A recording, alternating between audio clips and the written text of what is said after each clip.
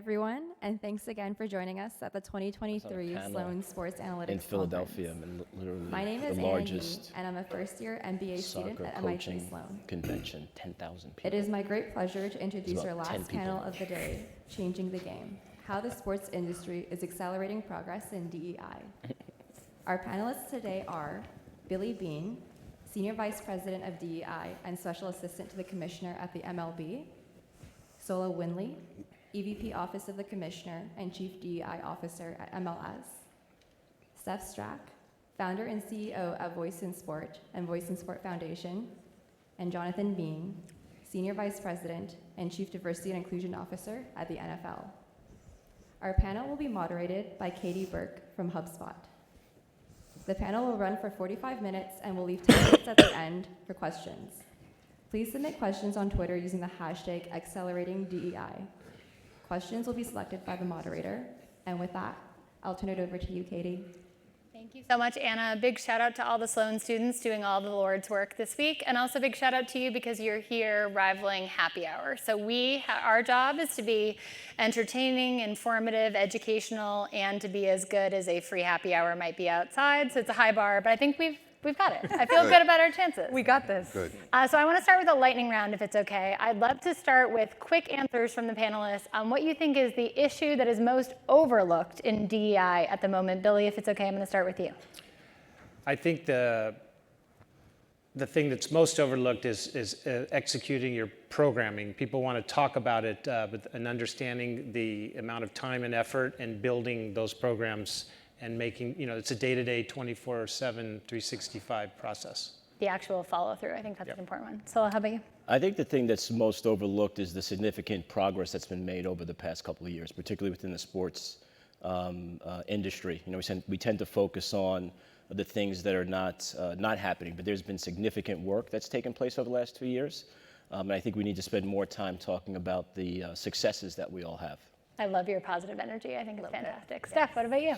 There's many, but I think intersectionality is really important. It's not just women and men, black and white. It's really about looking at the intersection of race, gender, sexual orientation, disabilities, and I don't think that is talked about enough. I absolutely agree with you. Jonathan, what about you? All of those were great. Another one I'd say is we're really understanding the business of sport and where the money's going and who is benefiting from that, and ensuring that we have a wide variety of businesses and individuals that are actually engaged, that come from a variety of different backgrounds. I love that. Such an important point. I'm going to round us out by saying that many DEI initiatives, one of the things we talked about at our prep call, benefit educated white women, and we need to talk more about women of color and also BIPOC leaders in the middle management level. So that's my +1 here. Speaking of positive energy that Sola is bringing to us, what's an accomplishment that you are super proud of in your DEI work? It can be in your current role or past role. Let's go positive. Well, I can talk about so much. I just naturally always like to think about what needs to be done. But one thing that is relatively recent that I'd like to certainly talk about is the creation of a program that we have called the Accelerator Program. And what that is we went to each one of the clubs and said, hey, someone who's really talented as a coach or a front office executive, woman or person of color, invite them to the league meetings, get deep engagement with club owners and decision makers. It's a pretty simple idea that has been transformational, and it's really led to some positive development for us. I love that. And one of the things you talked about was just the opportunity to get people's time together in the same spot and then to name drop them. So the next time you're talking about someone to be able to say, you don't know this amazing assistant coach, she's incredible. Exactly. If I could just that's exactly it. One thing that, we talk about things like the Rooney Rule, we talk about all these other aspects of how we can increase diversity and have inclusion and equity in an organization. Sometimes you have to go back to the basics, human to human interaction, really getting to know the core of what someone's about, really looking them in the eye and really getting to know that individual and say, you realize that there's a really talented people out there that come from a variety of different backgrounds. So that's what it's all about, and we're leaning into that. I love that. Thank you for sharing. Steph, brag on yourself for a little bit. Look, 94% of C-suite women were athletes. And if you dive into the data, since this is a data conference, 52% of those women in C-suite today were collegiate athletes. So I think what I'm most proud of is one of the programs we've built at Voice in Sport is bringing on collegiate athletes, teaching them their rights around Title IX. It's called the Viz Advocate Program for Visibility. When they learn their rights about Title IX, they then evaluate their schools. When they evaluate their schools, they find them, unfortunately, not compliant with Title IX, and then they identify 3 things to drive change in their school. So through that program, we have won an ESPY last year. Sydney Moore, I want to shout her out. One of the incredible young athletes that has come into this program and used her voice to drive change. So for me, creating that pathway to success for these young women and building that pipeline so that they're going to be working hopefully someday at these companies is something that I'm most proud of. That's incredible. You should be really proud. Zilla. At Major League Soccer, we've had significant progress in some of the outcomes and programs. But I think none of that is possible unless we build the foundation to have sustained success. And I'm most proud of the fact that where we started in 2020, coming off of a period of tremendous crisis, not just in the industry, but in the nation, moving from crisis to now where we really have a sense of community. Stakeholders from across the ecosystem who are really working together to hold one another accountable to solve really important challenges that we have, and challenges of who's going to represent the organizations that we lead, who's going to invest money into the development of players throughout the soccer ecosystem. None of that happens without trust, none of that happens without bridge building, and a lot of that work has been extremely intentional. And any of the results that we talk about is really the results of a collective action that's taken place from across the entire soccer ecosystem. I love that. Thanks for sharing. Lots to be proud of. Last but certainly not least, Billy.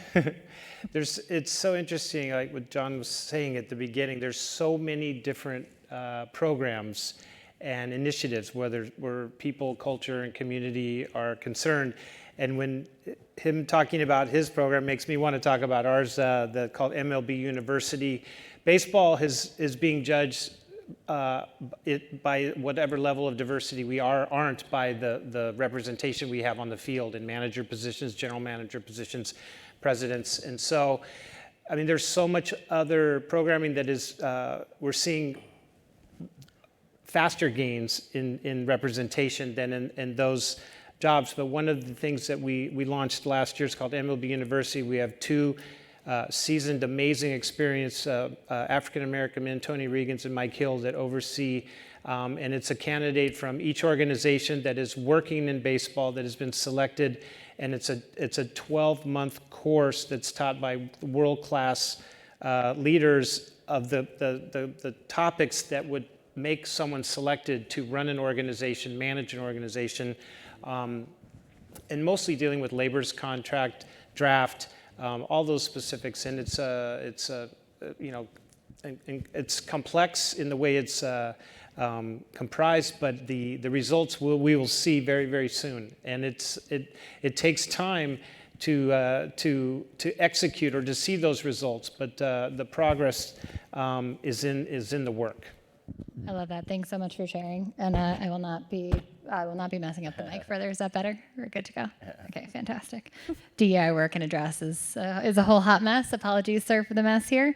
What do you think most organizations get wrong about DEI? Steph, I'm going to mix it up and start with you, if that's okay. Yeah, I have 3. I think one is thinking that a trainee is going to fix the problem or fix the culture, right? Instead of looking at how and who is leading the culture. So 1 or 2 trainings a year is not going to fix the problem. So that would be number 1. Number 2 is ERGs are incredibly important. However, they're not there to fix the problems. They're there to create change, to push the envelope.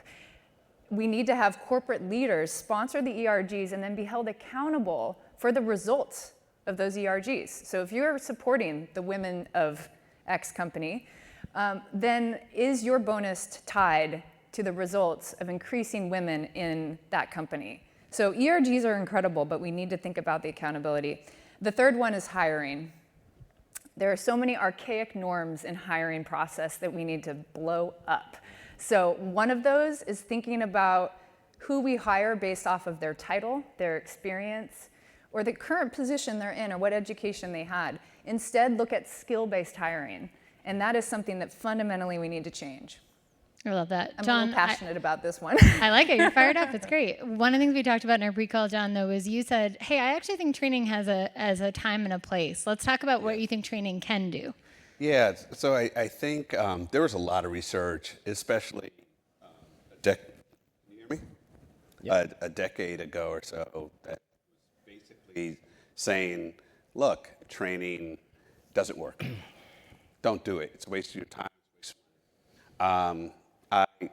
I do not agree, but I think if you have one-off training, it's ineffective.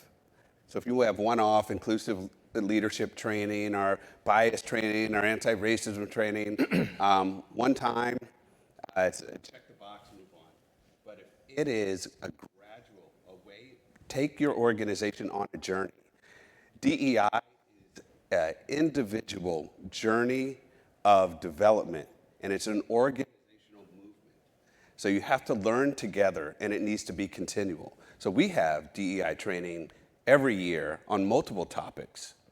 And why? Because we know that that's going to continue. We all evolve as human beings. And how do you do that? You get educated, you become aware, and then you model it in your behavior. I think you raise a really important point. Dr. Robert Livingston, who's just down the street at JFK, one of the things he talks about is people are asking the wrong questions about training. It's the alignment of training with the broader values and behaviors of the company. And if we ask that question, training can be super duper effective. And I'll say from our experience at HubSpot, we got one of the requests coming out of after the murder of George Floyd was to do anti-racism as a value training. So first day of HubSpot, everyone takes it. Do I think that you leave that hour course being the most wonderful inclusive leader? No, but it certainly sends a pretty strong message about what we care about. When you don't just set up your computer, you view that as something we view as important. So I would +1. It's like not effective. It's necessary, but not sufficient. Sola, what about you? What do you So piggybacking on the training for a moment. So we Major League Soccer recently launched a 10-year partnership with Apple. And we're responsible for hiring all of the talent, both in front of and behind the camera. So producers, directors, on-air talent. And we have, for the first opportunity really in sports is to build a network from the ground up in the way that we think is important and aligned to our values. And we started with training. And so we actually brought together all of the talent, all of the producers, all of the directors for a 2-hour training that was really tailored and geared towards the work that they were about to embark on. For example, there's a tremendous amount of research out there that talks about how athletes are represented on broadcast and on media. Darker-skinned athletes tend to be portrayed one way, lighter-skinned athletes tend to be portrayed another way. Black athletes are portrayed as stronger, faster. White athletes are portrayed as more intellectual, more crafty in their abilities. And that's perpetuated throughout soccer. And it was very important for us that we brought training to folks for a very important reason, is to make them aware, right? Is that they might not be aware that these stereotypes that they're actually perpetuating. And it was important for us to bring to their awareness if there's going to be any sort of behavioral change. And everything that we hear from our athletes is that they want that to change. They don't want to be represented that way. So there are time and place for training, particularly when it's tethered to a desired outcome that you're looking to get. You know, when Jonathan talks about the sort of long journey of training, it's more broad, right, from DEI. But when you're looking to make a surgical shift in behavior, then it's important that you bring people together based on facts and research, and can have tremendous impact. I absolutely love that example because there's so much of a focus on what's happening on the field, but one of the things you're talking about is the rest of what shapes diversity and inclusion as part of the league experience, and that includes the media story that's told, how people are portrayed, suppliers, partnerships, corporate sponsors, all that kind of stuff, and I think those are all important considerations. It's you know, we hear continuous messages, right? And so we've all heard the message that certain athletes are bigger, faster, stronger, and we just don't think anything of it.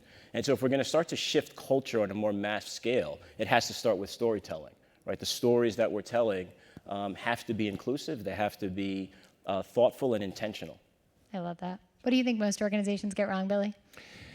Well, it's interesting, the examples, it changes my mind on just listening. I will say, when it comes to education, the evolution of what that one-off mentality, understanding the difference between sexual harassment training or unconscious bias training, if leadership is not leading the way, you made a very good comment, Steph, about ERGs being expected to change the way.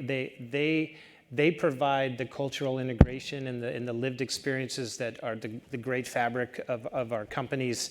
But if your commissioner or your EVPs or your SVPs are not in the mix, participating, and being a part of that, it doesn't hold any value to the people, and they ultimately will move on, because people want to work at a place where they feel seen and where they belong, they feel heard, and inevitably companies, if they don't keep up, they're just going to lose significance because this new generation, it's incredible where they have the statement has been made that it matters to us. And if I was going to say one thing that I was most proud of, only because of the battle, and I guarantee each of them, my co-panelists have a story, but coming out of COVID, MLB's internal culture felt broken. I mean, we had poured millions and millions and millions of dollars into COVID testing, and we were the first sport to get our players back competing in empty stadiums, and it just felt like the soul had been drained out of all of us. But trying to get people to come back to work and feel like they wanted to be there, especially in New York City, where for so many years, with the public transportation, all those things, but our ERG engagement really turned the tide, and we had full buy-in from leaders, and it felt like we were really trying to just hang out. And everyone's still working just as hard, and it really was a sign that this evolution is the only way to go. I think it's, you raised a few important points. One is on the ERG side of things. I think people sometimes take for granted how much is expected, particularly of senior women and of Black and brown leaders within organizations, to do ERG work in addition to excelling at their regular roles. So one of the things we do at HubSpot is we pay people to organize the ERGs, so that's all paid work. And so that as a result, if you want to volunteer, you want to help, you want to make suggestions, great, but we compensate people for that work because it does make a difference in how it's valued and rewarded. Then I think you raised something else about return to office. People talk about return to office kind of writ large, and not surprisingly, Black women and people with disabilities have far less interest in coming back to the office, because when people say the office worked so well before, it didn't work well for everyone. And so being mindful of, like, even as an example, parental inclusion. I've heard of companies being mindful of not scheduling 8:30 meetings so people can come into the office, but while still being able to do drop-off. There are ways to bring people back to an office in a super welcoming way that's mindful of DEI considerations as well. I mean, that's just managing, trying to understand how to build teams that are successful, and listening to, when, we have working mothers, just a tremendous dialogue of the amount of time from not only commuting, but dropping your children off at school, what happened after in the wake of Uvalde, their fears, their desire to stay at home.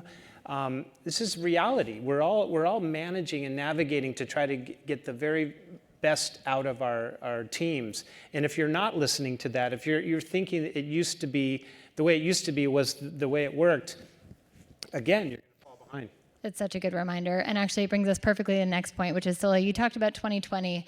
DEI work oftentimes is most in the headlines when something like the murder of George Floyd or Breonna Taylor happens, or Uvalde happens, or things like that. How do you keep momentum going outside of crisis situations? So said differently, when things seem quiet, how do you keep people energetic and excited and enthusiastic to do this work? Well, I think it starts with yourself first, right? I mean, you have to make sure that you have a mechanism to take care of yourself, right? Because there's a tremendous burden and responsibility of trying to change systems and move systems forward. The momentum comes from success, right? Success breeds success. If we roll out successful programs and our constituents feel that there's value, our owners feel that there's value, then that momentum is going to continue. If the opportunities that we create for coaches who are looking to ascend, if we're successful with that, then that's going to attract more coaches because they say that there's an opportunity here for them to succeed. So success breeds success. I didn't answer the question earlier about the mistake that a lot of organizations make. It's to make an assumption that one person's going to come in, or one group is going to come in, and that's going to be the answer. That we help to catalyze change. but it has to be a shared accountability and ownership to convert it to be systems change, and that takes some time. And we're right in the process now of just building the foundation and getting going. And so momentum comes from a collective energy. There's not one thing that's going to keep the momentum going. And it's unfortunate, but it's true that sometimes it requires there to be some sort of crisis in order to galvanize enough attention to merit the beginning of change. But it's not enough to sustain it. The sustained change has to happen because there's value to the enterprise and there's value to the individuals within it. I think that's a really great point. And Steph, I'm going to go to you on momentum. As it relates to gender diversity specifically, I hear a lot of people saying, I don't know where to get started. It feels overwhelming. If training doesn't work and these other things don't work, should we even, where would we even get started? What's your advice to get momentum rolling at an organization that doesn't look as gender diverse as you might hope they would? Well, I think one first of all is radical transparency, right? So if you're going to talk about a marketing campaign behind, equality for women, then let's make sure internally and as an organization you are radically transparent to your whole org about where you are with your women. And that really needs to be at all levels, because we see great stats out there on the women in leadership as an example. Oh, it's pretty good. But when you actually look at senior director, vice president, C-suite, and board, that's when it starts falling apart. So is your company really being transparent about all of those levels? That would be the first thing. The second thing is boards. We have to get rid of some of these archaic norms that we think are the way forward to get women on boards.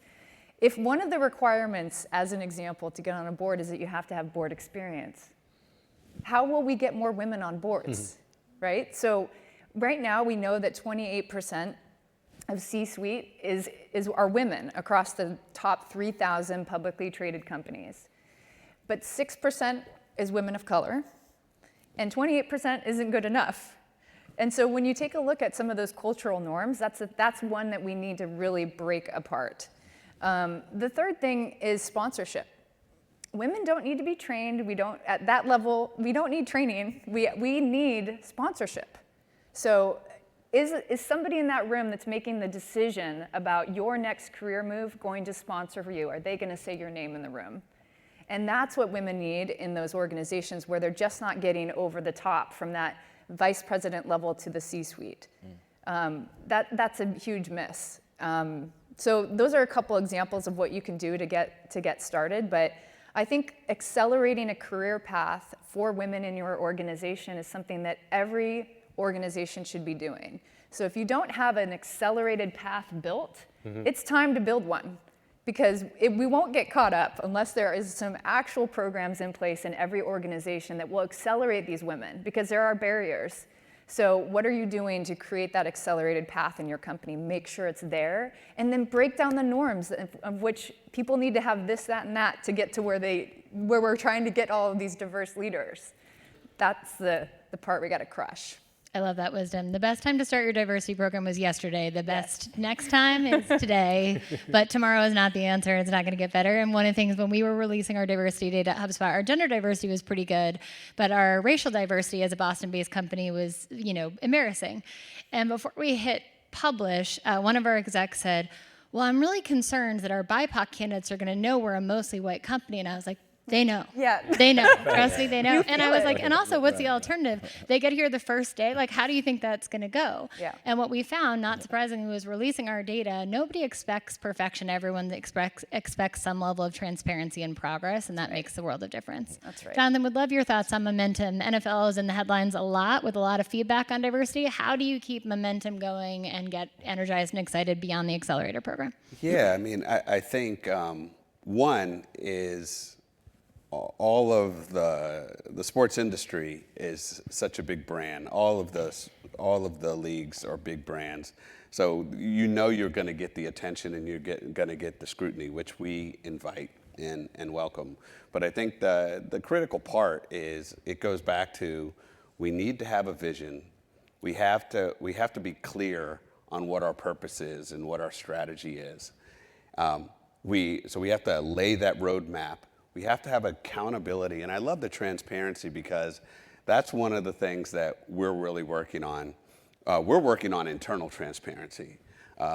We want our employees to know that pay equity issues. We want to know where people are from in terms of diversity at all levels of our organization. We compare and benchmark all of the clubs against each other, including the league office, so everybody knows where they are. 5 quadrants, 90%, 75, 50, 25, and 10.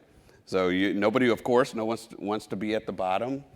So it's really driving, and then really ensuring that you have innovation and creativity with this work. It can't be dry, because it's not dry. It touches everything. We're operationalizing DEI. We hit on this. There are so many great things that were said. My mind's just spinning, but you know, it's how are we marketing? Are we taking off the helmet? And when we're talking about our players, and how are we, you know, engaging with businesses and ensuring that there's diversity there?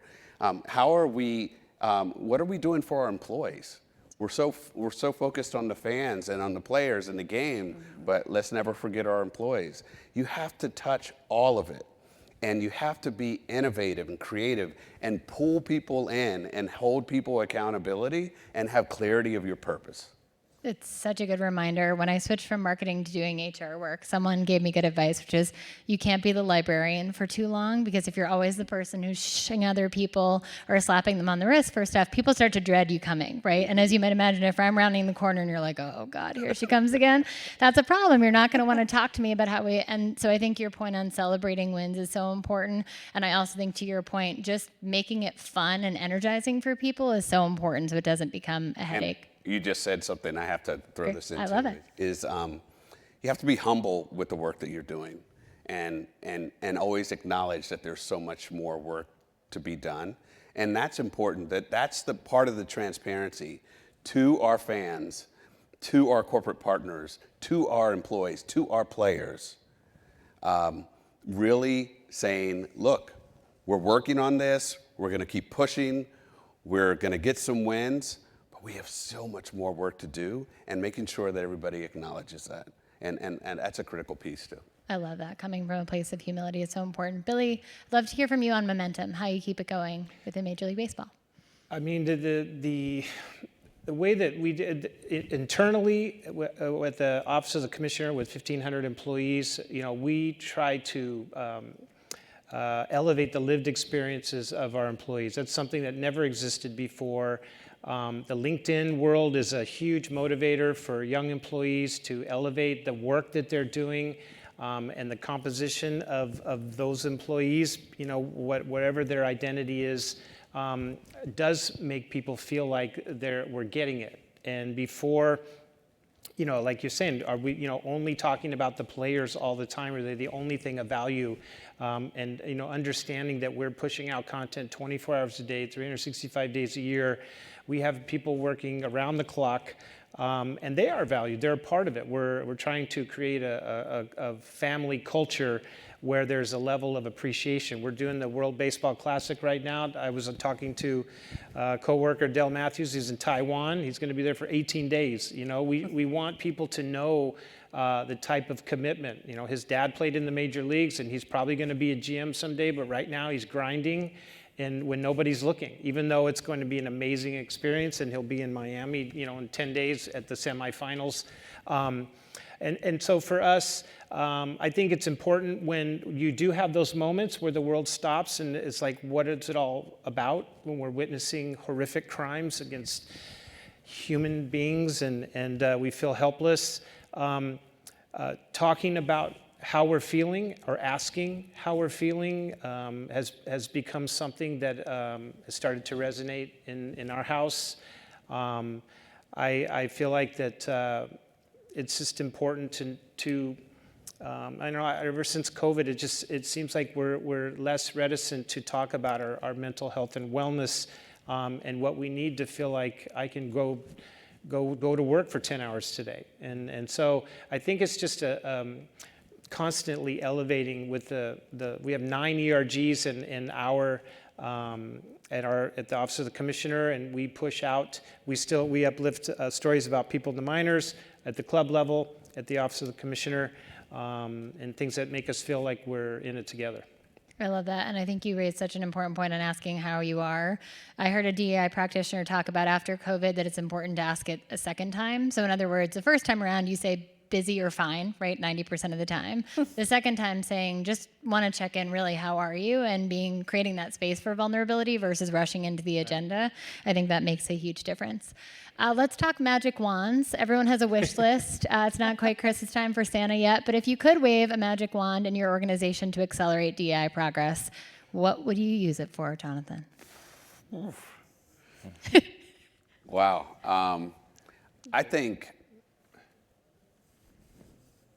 to really, really have a deeper sense of empathy and understanding of the challenges that all key stakeholders go through in our business. I mean, it's a daunting task, but I feel across the board, whether you're a club owner or a player or an employee, just a deeper sense of empathy of the challenges that everyone has, and also an acknowledgement of excellence across the board. I love that. Great answer. Steph, I'm going to let you answer either for Viz, but also really for corporate America. So up to you. I mean, for Viz, if I your could poison. wave a magic wand right now, I would ask for a strategic alliance with all major leagues. If only we knew some people. Pipeline, Yeah, exactly. To create a pipeline of young women talent into these jobs that we know they are capable of doing. So that would be my magic wish for Viz, for Voice in Sport. But I think it's really about changing. I see so many young women in my organization who are bright, capable, and they're not being let in the room. And I think that is one of the things that I would love to see change, is that when you're thinking about filling that position of the board or the C-suite or the next person on your team, think about the access of the people to your network, because most board positions, as an example, are filled by your network. But if your network only exists of people who look like you, it is really hard for those women to break through. So I would say, it's more of a plea out there for corporate America, is to think about how you build your leadership team and how aggressive are you going to be to make those changes. Because we definitely don't want to wait another 100 years to get to equality for women in the C-suite and boards. I love that. Thanks for sharing. So how about Two parts to it. One, first from a humanistic perspective, that I believe that greatness in any great organization has to be tethered to goodness, right? The two cannot be separated. And I think we can use more goodness in the world, quite frankly. So that's one part. The other is just more tactical, is that for every club, right, to have a senior DEI person that reported into the owner, I think would make significant progress, significant change. For every business unit to have somebody responsible within that group for driving DEI, respectively for the business unit, right? So it's not just sort of isolated in one group. And so it's important to have sort of to have centralized strategy, but you need to have decentralized execution, and people have to own it and live it. One of the first things that we did when we got started in Major League Soccer is everybody got a T-shirt, and that T-shirt said, "I am DEI," right? That everybody has to own it. Everybody has to understand what their role is in participating on how we're going to move this organization forward. And if you can get that buy-in, then the work becomes a lot smoother, a lot easier. And so really to begin to decentralize some of the opportunities and catalyze some of the opportunities that exist for business growth and business expansion. I love that. Thanks for sharing. Billy, how about you? So first, I want to say we have an amazing women's pipeline in baseball, and one of our departments already did reach out to Steph, the two, Cameron and Sarah. So that's very interesting to know. But we also have 4 women who are presidents of business operations out of 30 organizations, which is incredible. And there's more on the way for sure. We have 16 women in uniform on the field, 1 in the majors and 15 in the minor leagues. And those are coaches. Those are not, there's mental skills coordinators and things that are close in living in and out of the clubhouse. But, and I really feel like our Take the Field programming, which is a women's program that started 8 or 9 years ago, is where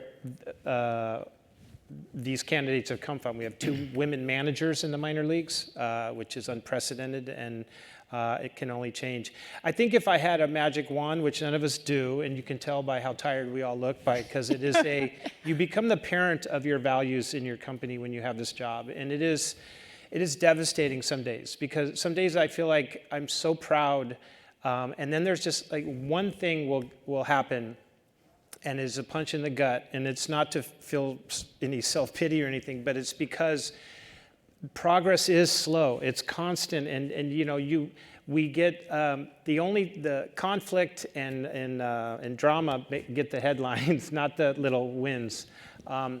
But if I did have a magic wand, I would like for existing managers, especially in we call baseball operations, you know, that are close to the field, that are managing the team, where all the analytics are a part of.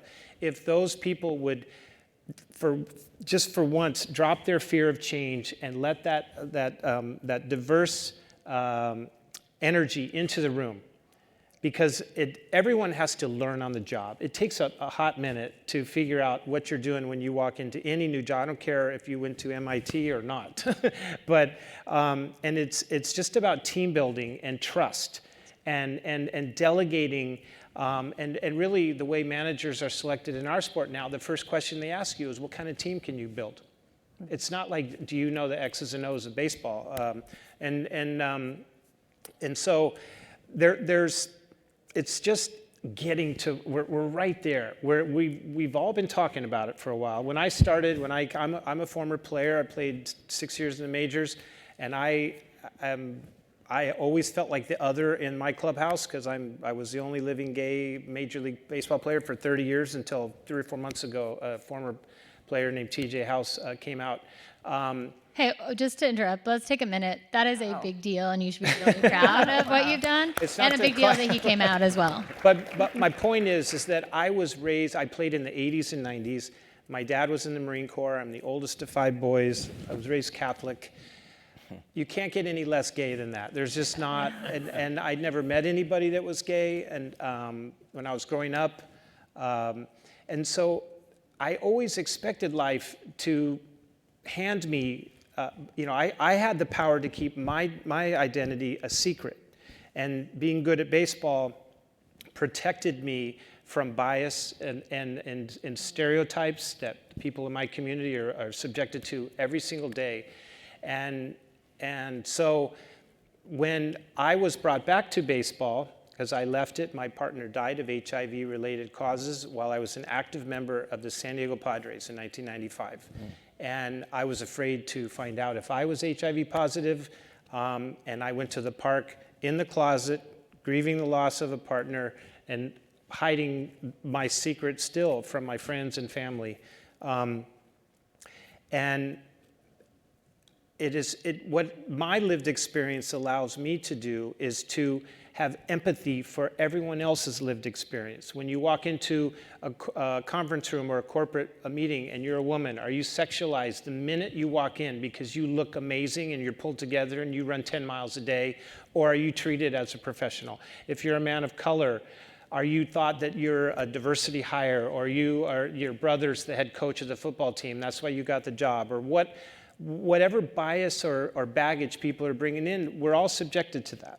And so our job is to find the space where we can allow everyone to feel like they're being judged equally. And it's an imperfect science, but if your leaderships are constantly demanding of that, then I think people are going to get as close to their total potential as possible.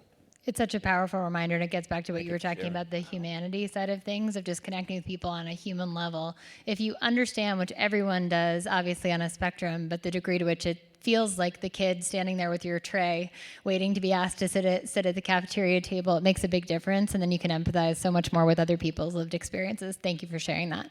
I want to go deep on a few topics we talked about in our pre-call, and if it's okay, Jonathan, I'm going to start with you. I want to talk Rooney Rule. Rooney Rule gets a lot of discussion topics, and I also want to talk about the MLS stuff with you, Sola, because as it relates to hiring, There's a lot of talk about the Rooney Rule in its previous iteration, current iteration, but each of you have done some things that are really innovative to kind of update how we think about a modern Rooney Rule. What's worked about the Rooney concept and how you think about hiring at the NFL? Just so people have a sense, it was implemented in 2003. Dan Rooney, who was the head of the DEI committee at the time, his son now is the chair of the DEI committee at the league. It was the goal from the very beginning. It's a diverse slate, essentially. And for every head coach position, it required for you to interview at least one black candidate, one minority candidate for that role. It has since evolved quite a bit. Now it is 2 external diverse candidates. It could be inclusive of women. It could be inclusive of any minority as well.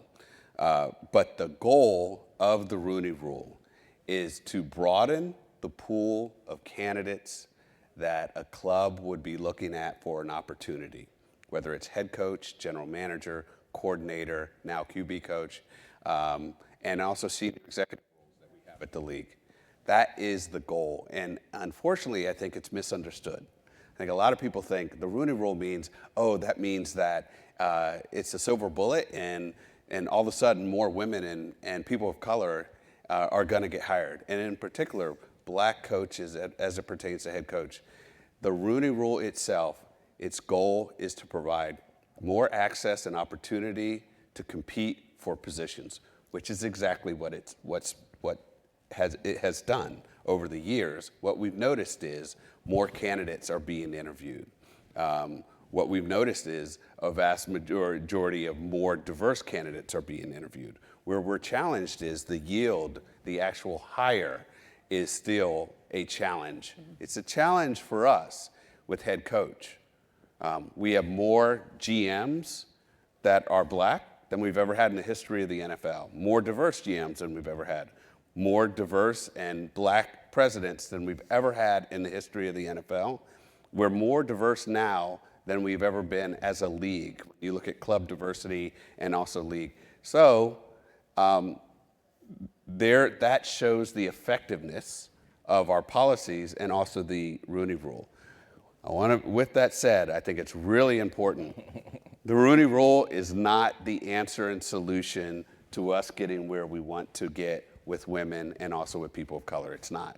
You need to put together other things, other aspects to ensure that you're providing equity and an inclusive hiring process. And for us, it was the accelerator program. For us, it's every time you go through a head coach or GM search for us, you have to go through inclusive hiring training. The other thing we did is, in partnership with Russell Reynolds, we put together a best practice hiring guide. We sent it to all the clubs, and we also use it internally. So it tells you from time of ideation of, hey, I'm going to make a change, all the way to onboarding. What are the things that you need to be considering as you're going through it?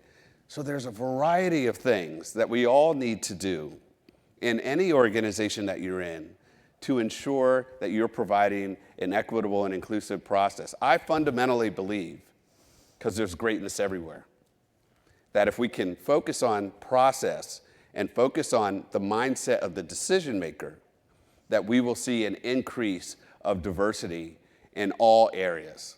I mean, look at where we were just 10 years ago with quarterbacks and black quarterbacks. We had hardly any. Now you're seeing that some of the best quarterbacks that we have, look at this year's draft. And we've seen a transformation in the league. We will get there, but it's going to take more work and to make sure that we use all the tools in our toolbox. I like to say that, to make sure that we get there. But the Rooney Rule is not the solution to it. It is one aspect of making sure that we get that equity and opportunity that everyone deserves to compete for positions. I think that's so important. And so MLS does a version of bringing thoughtful hiring in, which is, as I understand it, for any sporting role, 2 non-white candidates, one of whom has to be black. Is that correct? And how has that worked in terms of your? It's correct. And policies are very important, right? So it's important to understand how are folks being governed? What are the rules that are governing decisions that are being made? And are those rules enabling progress, or are they prohibiting progress? And so similar to the NFL, we had a policy that was in place. It was actually an initiative. It was called the Diversity Hiring Initiative in 2007, where everybody, you had to interview, we call them sporting roles in soccer, you had to interview one minority candidate for certain positions. There was no definition of what that meant. There was really no structure to what that was. We had no data on how we were even defining what minority was. And so we had to really start from scratch. We organized through our diversity committee. We have a unique diversity committee in Major League Soccer. It's comprised of a collection of owners, as well as current players and former players, as well as an ERG representative. So we really have a diversity committee that is reflective of the entire ecosystem, which I co-chair. That committee, we spent collectively with the committee and then a broader group of stakeholders over 300 hours sort of assessing what do we want to accomplish and why, right? What sort of outcomes are we looking for and how are we going to get there? And so what you're referencing really is the outcome of that, where for every sporting position, from our academy all the way up to our first team. Soccer is unique, Major League Soccer is unique. We have a player development pathway. Every kid from 14 years old all the way up to the first team. And so our academies have to abide by the policy. We have MLS Next Pro, which is our second division, have to abide by the policy all the way up to the first team.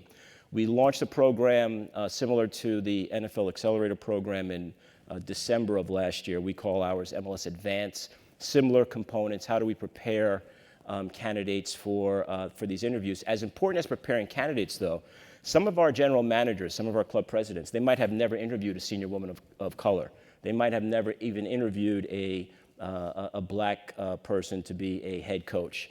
And they also have to be able to get some training as well, right? So it's not just one-sided. So we launched this program in December. We invited 12 ready candidates who are ready to assume a role, and within 45 days, 40% of those candidates were hired into jobs. And I just want to take one moment just to read a note, because we often talk about data and the 40%, and it sounds great, and we're really excited about that, right? It gives us a foundation to build.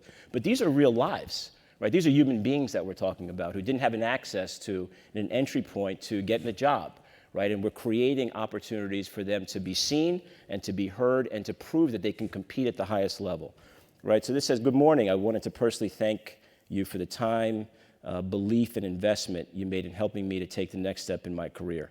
As I begin this journey with the Red Bulls, I'm excited and motivated to use the platform to continue to give kids the opportunity to live their dreams and to give validation to the belief that you and so many others have in me. My motivation to succeed always is grounded in my family, and I consider you two other colleagues of mine, to be family to me. Thank you, thank you, thank you. And to me, that's what it's about, right? That's what the impact is about, having an impact on another human being. And each of us, everyone in this room, is capable of doing that. I love that. Such a good reminder. One thing I think is an important thing to mention, I know we're short on time here. MLS Advance or the Accelerator, a lot of times you think about that program and you think, who's that for?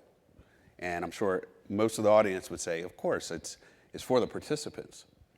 I would surmise and say it's just as much, if not more, for the decision maker. Yep. So it's not a one-way street, it's a two-way street, very much so. Love that. May I make another wish? Sure. Because listening to these incredible programs, it's exactly what we need to see around all of these organizations and leagues. There's a missing piece on accountability, and that's a wish I want to make really quick out there to everybody. Have you ever heard of a CEO not getting his bonus because they didn't hit their DE&I targets?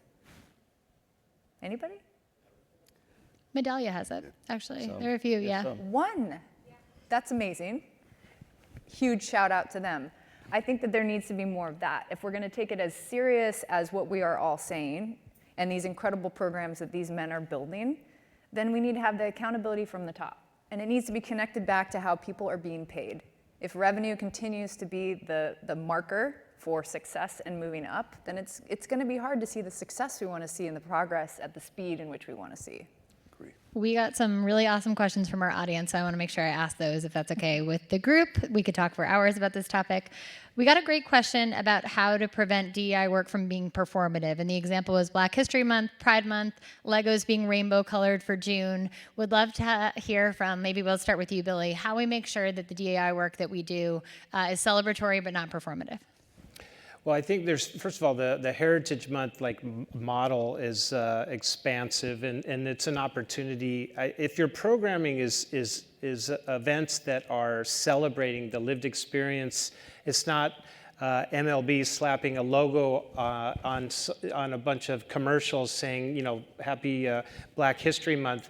We want to show actual stories of our African American family that made that history. And so if you see that, if you see March, Women's History Month, if you September, Hispanic Heritage Month, the LGBTQ community, I have to say, has really spoken up in recent years about the exploitation of the rainbow, people, putting that out there. What are you actually doing? And a lot of times in diversity conversations, it gets kind of lost in the shuffle because we are a part of all demographics, and historically, we're just in a different time and space when it comes to, I would say, participation in pro sports. And so, to me, it's just credibility in your programs. Love that. We have a bunch of questions, so I'm going to move us along. You mentioned less visible forms of diversity, and this person asked about disability and accessibility are often left out of DEI discussions, particularly in the world of sport. What can organizations and leagues do to make abilities and accessibilities top of mind? Steph, anything top of mind for you?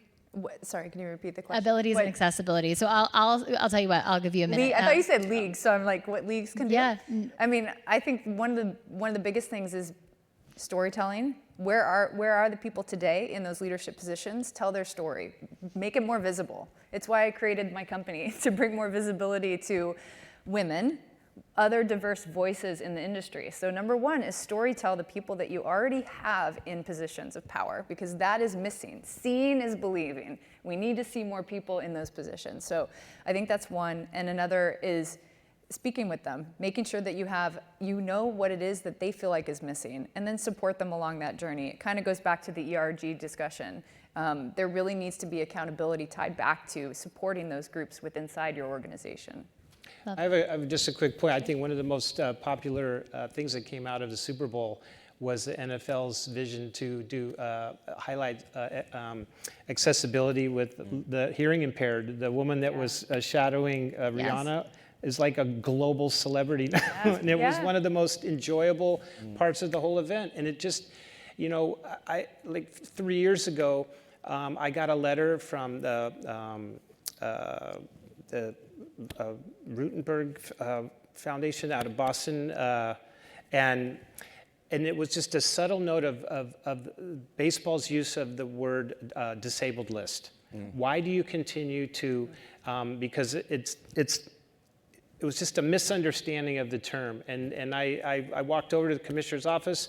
And I said, we can change this right now. It's easy, it doesn't cost anything, and we change the name from the disabled list, 100 years old, to the injured list.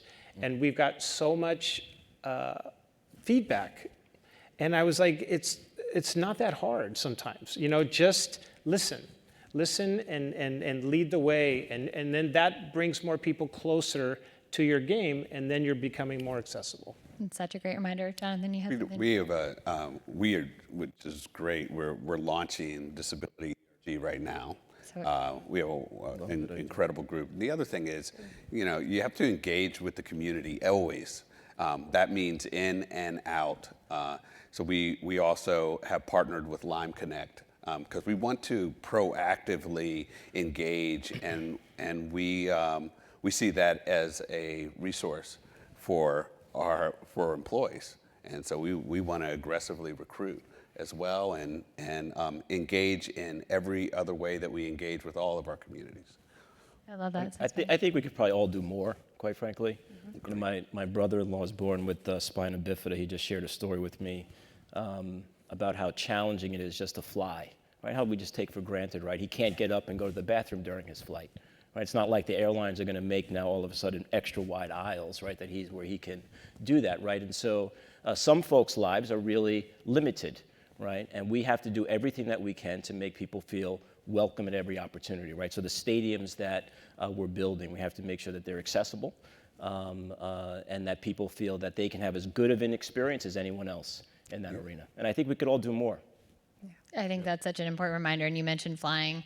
We had a horribly embarrassing experience where someone talked about wheelchair accessibility on the first floor of HubSpot, and we tried to walk the path ourselves and do it as though you would be in a wheelchair, and it was truly impossible. And it's one of those things where you actually take the time to walk through the instructions you would give someone else and what that would be like. And we have some additional work to do. So I'll join you in the commitment to do more there on that one. Would love to just end by, well, actually, Steph, I'm going to ask you one question. Male allies, what role do male allies play in creating more gender equality? I would love to hear some practical tips for how male allies can help. I mean, to all the men out there, you are in the position of power to lift us up. And so I would just say it's a huge role. I mean, I talked about it earlier, the sponsorship inside of an organization, because we know the dynamic and the breakdown of the numbers at the top. It is absolutely crucial that men in powerful positions are lifting women up, and they're supporting them when it gets tough. Don't leave them hanging when they need you. That really is something to kind of remember, because I think there is often like sponsors of these groups, right? I was involved in the Women of Nike group. There's sponsors of those groups, but it takes more than just saying, hey, I'm gonna sponsor that ERG. It's about bringing people into the fold and into the room. And I would just encourage all of the men out there to reach down and bring up several women along the way, because it has proven in the number and the data is back to like why we're all here this week. It's proven that more diverse teams have better results and, again, better revenue. Okay, with 3.5 minutes to go ahead. I'll use my time just to talk about that because I think it's really important, is we have something called the Women's Forum, which we just completed at the Combine. It was really well done. It's done by Sam Rappaport. She's done it for 7 years.